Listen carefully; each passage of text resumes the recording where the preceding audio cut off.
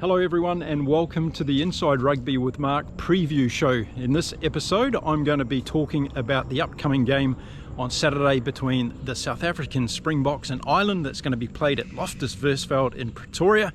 I'm going to go through the teams and I'm also going to give you my verdict on what I think is going to happen in that game. So let's get into it.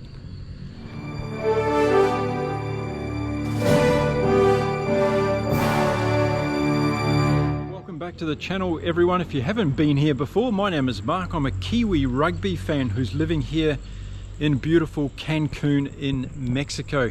Look, before I start the video today, I just want to give a shout out to any of the viewers of this community who watch my channel from the Caribbean islands who are currently affected by Hurricane Beryl.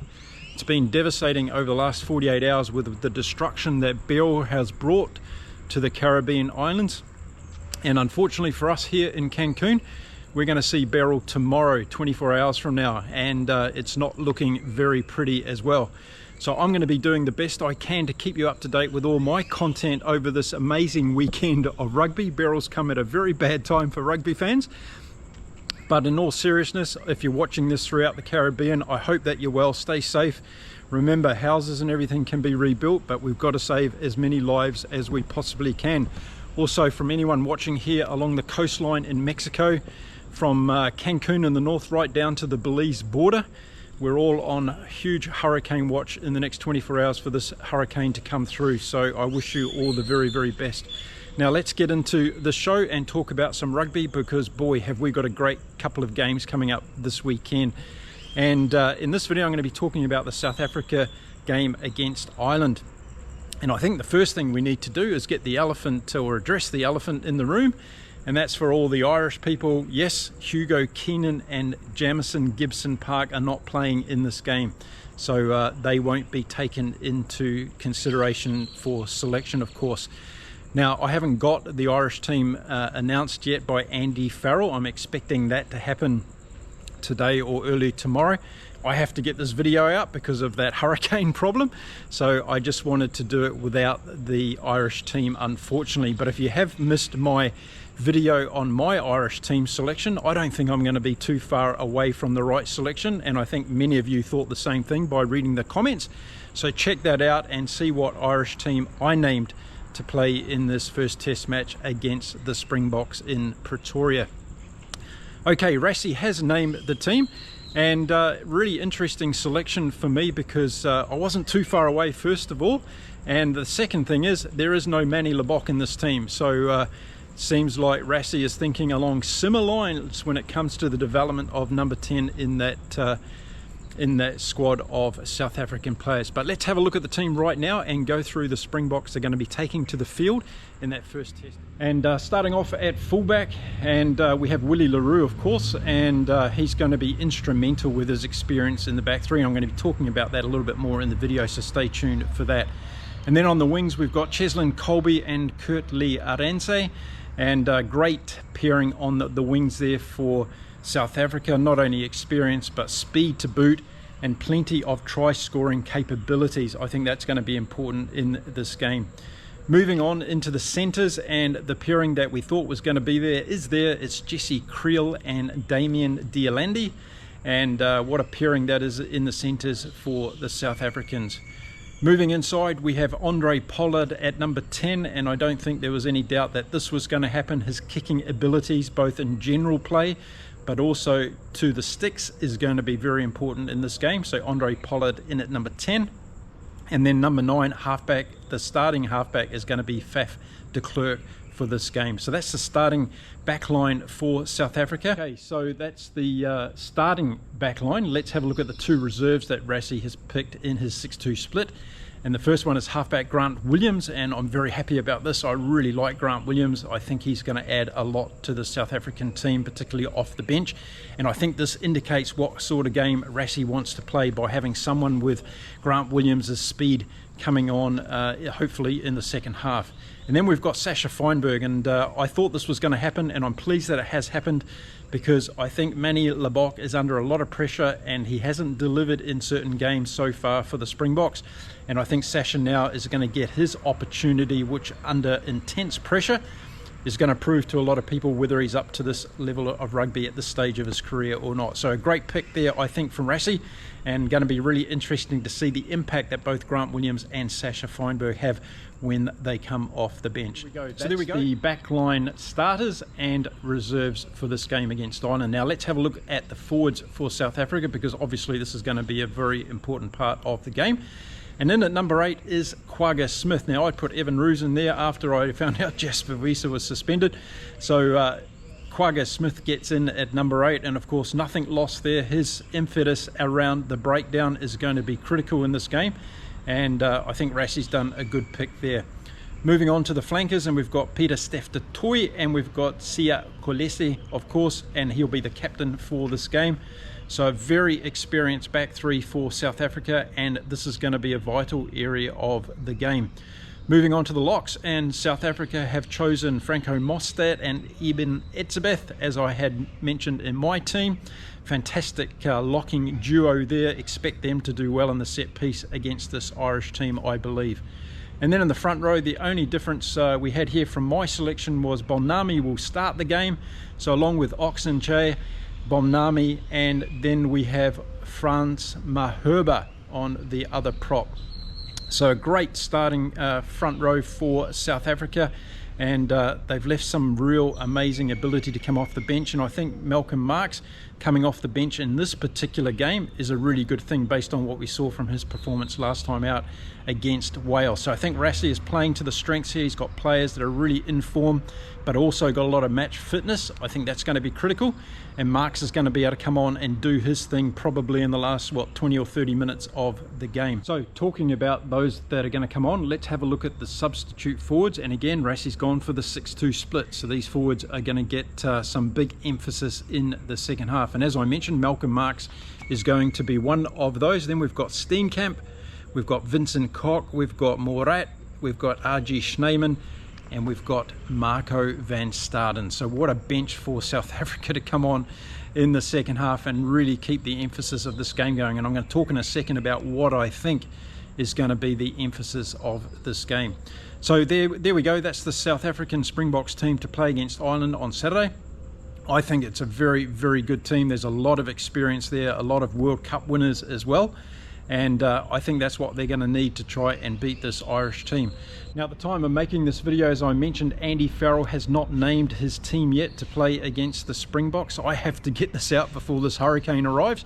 So I just wanted to get my views around the general course of play in this game and let you know a few things that I think we really need to keep an eye out on. Now, first of all, there's a lot of hype around this game. And there's all this online banter going on, talking between the coaches and everybody about, you know, who's going to be number one in the world at the end of this game. And I think that some of this adrenaline and hype around this game is going to flow over onto the pitch. And that's going to mean that discipline comes into play. So I wouldn't be surprised if we see at some stage during the game someone slip up maybe on a tackle or get a little bit overheated and do something they shouldn't, and I think we're going to see a yellow card or two maybe in this particular game. I think there's going to be a lot of emotion and passion in this game, and I think the team that really keeps themselves well disciplined and focused on the goal is probably going to have the better chance of coming out on top. So look for discipline to be one of the key areas, I believe, in this game, just because of the nature of the game and the hype and the build-up and everything else that's going into it. The next thing that I think is going to be vitally important in this game is kicking. Two elements of kicking in general play, and I think that's one of the main reasons that we see Andre Pollard in this team. He's a master of that. And look for Willie LaRue to get involved in this as well. Don't be surprised if we see a couple of 50-22s from the South Africans as they try and turn that Irish side around and get in behind them and grab some territory to be able to use their forwards to go forward and close to the line, putting a lot of pressure on. So I think kicking in general play is going to be a very important part of this game. And don't be surprised as well if we see Andre Pollard putting a little couple of chip kicks over the Irish defence to turn them around and start putting pressure on them. I think that's going to be something we need to watch out for. Now, when it comes to goal kicking, I'm expecting Pollard to get at least 3 or 4 kicks over in this game. That means he's going to score at least 9 or 12 points. And I believe also on top of that, South Africa are going to score a couple of tries. So that puts them into the 24, 25 point range of this game. And I think that's going to be a critical area for the Irish to focus on, because if they score that many points, Ireland have got to have a very good game to get through this South African defence. So just keep that in mind. Andre Pollard's goal kicking, his high percentage of goal kicks, is going to be something that I think South Africa go after. So if they do get a penalty within range, you can bet your bottom dollar that they're going to go for it and put those points on the board. This is going to be a very intense test match, and I think all the points that teams have available to them, they're going to take. Now, of course, the forward battle is going to be something we're going to watch with great intensity in this game, and I think the fact that Quagga Smith is in there at number 8, Rassie is showing his hand that he's going to compete hard at the breakdown, and this is going to be a very, very, very important part of the game. I'm expecting O'Mani, Josh van der Fleer and Caelan Doris to be the back three for Ireland, so there's going to be a battle royale when it comes to the breakdown and that part of the play. So expect that to be another element that we really need to keep our eye on. But there's one further element that I think we need to watch, and that's the back three in each team, and I think this is where South Africa has an advantage. We've got Willie Leroux, Kurtley Arendse, and we've got Cheslin Colby, and there's a lot of experience. But more importantly, these three are really good at bringing the ball back up to the field of play, either through little kicks, long kicks, or running hard at the defense and beating them as well. So if Ireland go to a kick plan where they're putting ball down into the back three of South Africa, expect the South African back three to be very, very strong in bringing that ball back. And I think it will be a mistake if Ireland go to the air too much in this game and give South Africa too much ball in the back three, because they can be very dangerous and they can hurt you from that backfield of play. So keep your eye on that. I think it's going to be an important part of this game, and I think the South African back three are going to be better than the Irish back three in this. Okay, so where might Ireland have the advantage in this game? Well, first of all, I think the Glasgow Warriors did this Irish team a lot of favours. They showed that you can go to Pretoria and you can take the South African teams on. Granted, this is not the Bulls, this is the Springboks, but you can go there with the mindset that you can run the South African teams down in the last quarter of the game, and that's exactly what Glasgow did. So I'm expecting that the Irish team are going to take a lot of heart to that, and I think Andy Farrell will be drilling that into this Irish team before the game to say, look what Glasgow did when they came down here, we can do the same thing as well. We're not going to lose our energy in the last 20 minutes. We're here to compete for the full 80 minutes. And I think as a result of that, there's going to be a lot of belief in this Irish team. The thing I think that's going to help Ireland is that they haven't lost to South Africa since 2016. And that's got to play a role in the psychology of both teams going into this game in some way. And granted, none of those wins were on South African soil, and that's a harder task to do, of course. But I think when Ireland look back at their win in the Rugby World Cup, if it wasn't perhaps for Manie Libbok missing a few kicks, we would have had a different outcome. But we didn't, and Ireland won that game, and I think they'll be going in with a psychological edge in this game. So look out for that as being one of Ireland's good weapons. You know, it goes without saying that the Irish forwards have to have a fantastic game and compete with the Springboks. The 6-2 split is going to really put them under pressure. They've got some enormous boys coming on in the second half, the Springboks, and the Irish are going to have to make sure that they nullify the impact of that bench as best they can. And the interesting thing by having Malcolm Marx coming on, I think, in the second half, is that you have a hooker that's really good around the field with pace and ball handling. And I think if we've got a tight game, it's someone like Malcolm Marx that can really make the difference in this game. So again, I think Ireland need to be on their mettle when it comes to looking at how they handle that bench and the timing of it as well, because Andy Farrell's men do not want to be running out of steam when it gets into the last 10 or 15 minutes of this game. Now, we can't get away from the fact that without Hugo Keenan and Jamison Gibson Park, this Irish team is going to be looking different, and they are going to be playing different. They're going to miss those two guys immensely. But again, Ireland have to play with the players that they have available, and they've got to do the best job they can, and I'm sure they will do that without a doubt. And Andy Farrell's going to make sure that that's drummed into every single one of them.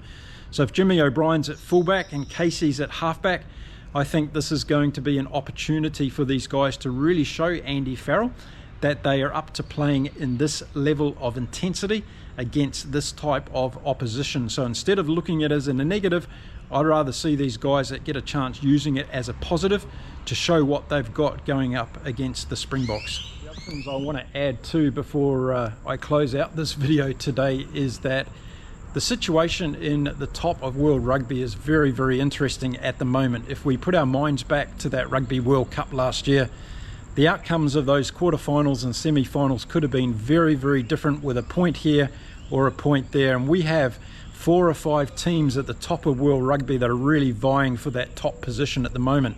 And because we're between Rugby World Cups right now, experimenting with squads and teams are also going to have a big impact on the outcome of some of these games, as we're also seeing with injuries. So expect there to be some really interesting results, not only this weekend, but as we move forward. And I reckon some of these games can be won or lost by a point here or there, and we could see the whole ranking system turned upside down. For instance, I could see the All Blacks losing to England on Saturday. I could see Ireland being winners over South Africa, and I could see Wales beating Australia. And if we have that outcome this week, then this changes everything. But getting back to this game, and if I was to make a prediction, it's one of those ones where I'd say it's very, very close to call, but I'm going to fall on the side of the Springboks in this game, and only just. And the reason I'm going to say that is because I think Andre Pollard and his kicking can be a major difference in this game.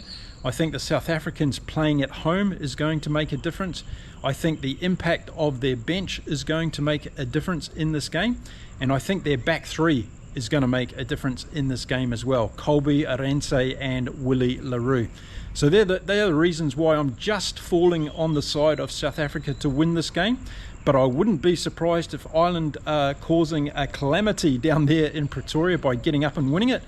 But for the sake of this video, and for me being right or wrong again, I'm going to say the Springboks by a few points in this one, and that's all. But I want to see both teams going at it. We're building it up to be another massive game of rugby. We all know what those predictions can turn out to be sometimes, so I hope that is the case. At the end of the day, I want rugby to be the winner, and everybody watching this game across the world, which I'm sure there's going to be many millions of people watching this particular game, are having an enjoyable game where the referee and the TMO are not centre of attention, but the players that are on the field are doing the job for us. So there we go. That's it. That's my prediction for this game between the Springboks and Ireland on Saturday at Pretoria. I hope you enjoy it. Make sure you drop me a comment about what you think of the South African team. Are there going to be any late changes in the Irish team? Let me know that one as well. And do you agree with some of these points that I've raised today in this video about being key elements to this particular game on Saturday? I'd really like to know your view in the comments. Now, I'm going to do the best I can over the next few days in getting content out to you. We've got Hurricane Beryl beaming down on us, as I said, here in the Yucatan Peninsula. Things are going to get pretty nasty from tomorrow. So today I'm going to be knocking out as many videos as I can, talking about the Australian and Wales game, talking about the New Zealand and England game. And if I've got time and able to get to it, I'll also have a chat about the France and Argentina game that's taking place this weekend, because that's going to be a cracker down there in Buenos Aires. And fortunately for them, they have no hurricane down that way this weekend. So keep an eye out. Don't forget, hit the subscribe button. Give this channel a lot of love. I'm just making this channel because I want to help grow the sport of rugby around the world. Get people who are passionate about the game, get people who don't know about the game involved in it, and your subscription can make a big difference in helping me do that. So I'd really, really appreciate it. Give this video a bit of a thumbs up too if you've enjoyed it. Okay, that's it for now. I'll get back to making some more videos. In the meantime, you stay well, stay safe out there, everybody, and I'll see you again very soon from here in beautiful Cancun, Mexico. Until next time, bye for now.